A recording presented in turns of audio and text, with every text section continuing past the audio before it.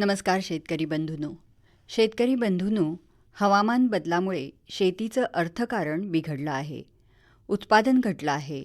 पिकांची गुणवत्ता खालावली आहे. शेतकऱ्यांवरील आर्थिक भार वाढला आहे.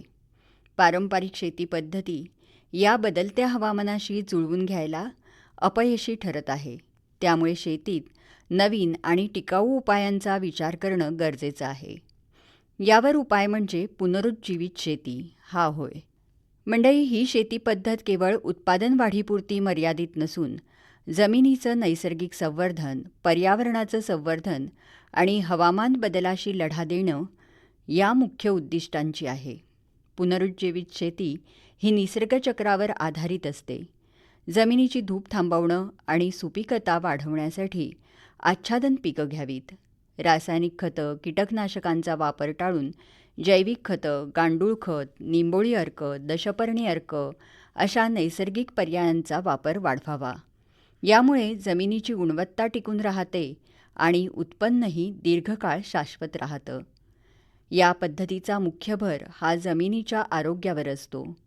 पिकांपासून उरलेले जैविक अवशेष जमिनीत मिसळल्याने सेंद्रिय पदार्थ वाढतात. यामुळे मातीतील सूक्ष्मजीवांची संख्या वाढते. पाणी साठवण्याची क्षमता सुधारते. जमिनीची रचना सुदृढ होते. विविध प्रकारची आंतरपिकं आणि आच्छादन पिकांचा समावेश केल्याने सुपीकता टिकून राहते. पुनरुज्जीवित शेती हवामानातील बदलांना तोंड देण्याकरता एक महत्त्वपूर्ण भूमिका बजावते. या शेतीत कार्बन डायऑक्साईड वायू जमिनीत साठवला जातो, ज्यामुळे वातावरणातील ग्रीनहाऊस वायूंचं प्रमाण कमी होतं. विशेषतः कमी नांगरणी आणि आच्छादन पिकांच्या वापरामुळे हे साध्य होतं. पुनरुज्जीवित शेती पर्यावरणाचं रक्षण करते. रासायनिक खतं आणि कीटकनाशकं यांचा वापर टाळल्यामुळे जमिनीचं प्रदूषण कमी होतं. पिकांच्या विविधतेमुळे जैवविविधता वाढते. नैसर्गिक परिसंस्थेचं संतुलन राखलं जातं. मंडळी, वातावरणातील कार्बन डायऑक्साईड हा प्रमुख हरितगृह वायू जो हवामान बदलाला कारणीभूत आहे. पुनरुज्जीवित शेतीच्या पद्धती जसं की कमी नांगरणी आणि आच्छादन पिकांचा वापर जमिनीतील सेंद्रिय कर्बांचं प्रमाण वाढवतात. याचा अर्थ असा होतो की वातावरणातील कार्बन जमिनीत शोषला जातो आणि तो साठवला जातो, ज्यामुळे हरितगृह वायूंचं प्रमाण कमी व्हायला मदत होते. ही प्रक्रिया हवामान बदलाच्या गतीला मंदावायला मदत करते. त्यानंतर जमिनीची पाणी धरून ठेवण्याची क्षमता या शेती पद्धतीमुळे वाढते. अनियमित पाऊस आणि दुष्काळ हे हवामान बदलाचे प्रमुख परिणाम आहेत.